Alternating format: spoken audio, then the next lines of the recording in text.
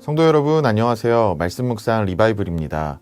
하나님의 말씀을 붙들며 오늘 하루도 승리하시는 성도님들 되시기를 주님의 이름으로 축복합니다.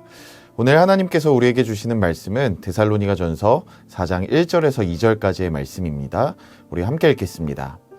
그러므로 형제들아 우리가 끝으로 주 예수 안에서 너희에게 구하고 권면하노니 너희가 마땅히 어떻게 행하며 하나님을 기쁘시게 할 수 있는지를 우리에게 배웠으니 곧 너희가 행하는 바라 더욱 많이 힘쓰라. 우리가 주 예수로 말미암아 너희에게 무슨 명령으로 준 것을 너희가 아느니라. 아멘. 오늘 우리가 함께 읽은 데살로니가전서 4장 1절에서 12절까지의 말씀은 행함에 관해서 강조하고 있는 말씀입니다. 즉 이 말씀은 우리의 신앙이 단순히 머릿속에 담긴 지식의 차원에 머물러서는 안 되고 반드시 삶으로 드러나야 한다는 것을 아주 분명하게 가르쳐주고 있는데요. 사실 우리는 성경에 관하여 많이 들어왔습니다. 수많은 설교를 들었고 성경 공부나 신앙 서적들을 읽으면서 신학적인 개념도 많이 배우곤 했습니다. 그러나 사도 바울이 데살로니가 교회에 편지를 보내면서 강조한 것은 지식을 쌓는 것이 목적이 아니라 그 지식을 따라서 살아내는 삶이 진짜 신앙이라는 사실임을 강조하고 있는 것입니다.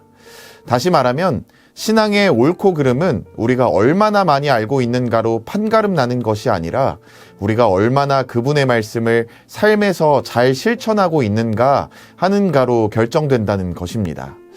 그래서 바울은 1절에서 형제들아 우리가 끝으로 주 예수 안에서 너희에게 구하고 권면하노니 너희가 마땅히 행하며 하나님을 기쁘시게 할 수 있는지를 우리에게 배웠으니 곧 너희가 행하는 바라 더욱 많이 힘쓰라 라고 권면합니다. 즉 이미 가르침을 받은 대로 살아가라는 것인데요. 이 말씀이 놀라운 이유는요. 사도 바울은 데살로니가 교회에서 고작 3주밖에 머물지 않았다는 것입니다. 그런 점에서 데살로니가 교인들이 들은 메시지는 그리 많지 않은 내용이었을 것입니다. 그럼에도 배운 내용을 삶에서 더욱 힘써 실천하며 살아가라고 말하고 있다라는 거예요. 여기서 실천하며 살아가야 하는 첫 번째 중요한 이유가 나타나는데요. 그 이유는 바로 살아내는 삶 자체가 하나님을 기쁘시게 하는 거룩함이기 때문이라는 것입니다. 신앙은 단지 지적으로 동의하고 개념적으로 공감하는 차원이 아닙니다. 그것으로 하나님이 기뻐하시는 것이 결코 아니라는 거예요. 성경을 지식적으로 다 외우고 정복했다라고 하더라도 결코 삶의 열매로 이어지지 않으면 하나님 앞에서는 의미가 없다라는 것입니다. 오늘 본문에서도 바울은 우리가 거룩함을 따르도록 부름을 받았다라고 말하고 있습니다. 그 거룩함은 단지 예배 시간에 감격하는 것으로 끝나는 것이 아니라 일상의 자리에서 우리의 몸과 마음과 생각을 다해서 삶으로 살아내는 것을 말하고 있습니다. 우리의 습관, 우리가 사람들과 관계 맺는 방식, 생각의 흐름, 작은 선택 하나까지 세상의 가치를 따라 살아가는 것이 아니라 하나님께서 기뻐하실 만한 것이 무엇일까를 날마다 고민하며 살아갈 때 우리의 신앙은 비로소 진짜 힘을 갖게 된다라는 것입니다. 또 배운 것을 실천하며 살아가야 하는 두 번째 중요한 이유는요. 사실 데살로니가전서 1장에서 확인할 수 있는데요. 1장에서 사도 바울이 말하는 데살로니가 성도들의 삶은 어떠했습니까? 단지 우리는 하나님을 믿는다 라고 말하는 정도가 아니었습니다. 그들의 삶 자체는 마게도냐와 아가야 전 지역에 소문이 날 정도로 강력한 영향력을 끼쳤다라고 기록하고 있습니다. 사람들이 데살로니가 교회의 소문을 들으며 이렇게 증언했습니다. 그들이 어떻게 우상을 버리고 살아계신 하나님께 돌아왔는지, 어떻게 신실하게 믿음을 지키며 예수 그리스도의 재림을 기다리고 있는지를 많은 사람들이 보게 되었다라고 성경이 기록하고 있습니다.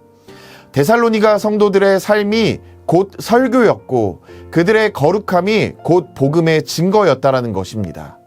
다시 말해 하나님을 믿는 신앙이 단순한 지적합의나 교리적 동의가 아니라 삶으로 나타나는 진짜 능력이었다라는 것을 보여주고 있는 것입니다. 그래서 초대교회는 글로 쓴 교과서가 아니라 살아내는 사람들 자체가 강력한 전도지가 되었고 그들의 일상 자체가 복음의 통로가 되었다라는 것을 우리에게 가르쳐주고 있는 것입니다. 이처럼 바울은 데살로니가 교회에 지식을 더 쌓으라 라고 권하지 않습니다. 오히려 이미 배운 것을 따라서 더욱 풍성히 행하라 라고 권면하고 있습니다. 다시 말하면 우리에게 지금 필요한 것은 새로운 정보가 아니라 이미 아는 것을 삶 속에서 구현해 내고자 하는 의지라는 것입니다. 우리 모두는 예수님께서 용서하라고 하신 말씀을 기억하고 있습니다. 그러나 정말 우리는 삶에서 용서하며 살고 있을까요? 예수님께서 사랑하라고 하신 말씀을 수없이 들었고 머리로도 잘 알고 있습니다. 그런데 정작 우리의 가정과 공동체 안에서 사랑이 구체적으로 드러나는 삶을 살고 있습니까? 또한 남을 위해 희생하고 섬기라는 말은 누구나 다 알고 있습니다. 그러나 내 시간과 내 자원을 실제로 내어주는 삶을 우리는 얼마나 살아내고 있습니까? 결국 문제는 아는 데 있는 것이 아니라 사는 데 있다라는 것입니다. 하나님은 오늘 우리에게도 동일하게 말씀하십니다. 배운 바를 행하며 살아가라 라고 말씀하고 있습니다. 우리가 예수님에 관한 많은 지식을 알고 있는 것, 그것은 너무나 중요한 일입니다. 그분이 하신 일들을 알아가면 알아갈수록 우리의 삶에 은혜가 풍성해집니다. 그래서 성경 공부도 해야 하고 제자 훈련도 해야 하는 것입니다. 그러나 그 지식은 반드시 삶으로 열매에 맺어야만 하는 것입니다. 그렇지 않으면 우리가 얼마나 많은 지식을 소유했다 하더라도 우리의 신앙은 세상 속에서 아무런 증언도 할 수가 없게 되는 것입니다. 반대로 작은 말씀 한 구절이라도 우리의 삶으로 살아내기 시작할 때 우리의 신앙은 주변 사람들에게 강력한 영향력을 미치게 될 것입니다. 우리의 삶이 말로 하는 그 어떤 설교보다 더 강력한 복음의 증거가 될 것입니다. 그러므로 사랑하는 엘사랑교회 성도님들, 오늘 하루의 삶 가운데 우리가 아는 것을 살아내기로 결단하게 되기를 주님의 이름으로 소망합니다. 그리스도께서 기뻐하실 거룩함을 일상에 담아냅시다. 거룩함과 존귀함으로 아내를 귀하게 여겨주시고요. 모든 형제들을 사랑해 주시고요.